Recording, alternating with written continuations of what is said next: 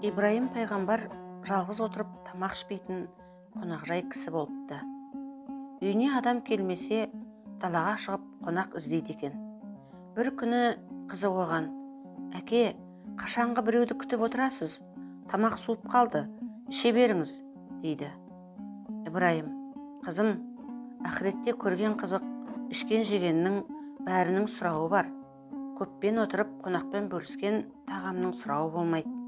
Берген аста береке бар, бермеген аста біте бар деген. Дос болсын, дұшпан болсын, асты бөлісіп же», деп өсиет қалдырыпты. Ибраим пайғамбардың тағы бір жақсы әдеті болыпты. Үйге келген қонақты құр қол шығармайды екен. Оған міндетті түрде тарту таралғы беріп жөнелтіпті. Мәнісін сұрағанға: «Сен менің жай ғана қонағым болған жоқсың. Менің жүгімді жеңілдеттің, міндетімді бөлістің, асымды жеп берекетімді молайттың. Бұл сол үшін берілген ақы», дейді екен. Ибраимнан бастап қуыс үйден құр шықпа, қонақтың сыбағасы деген дәстүрлер тұрмысқа енген деседі.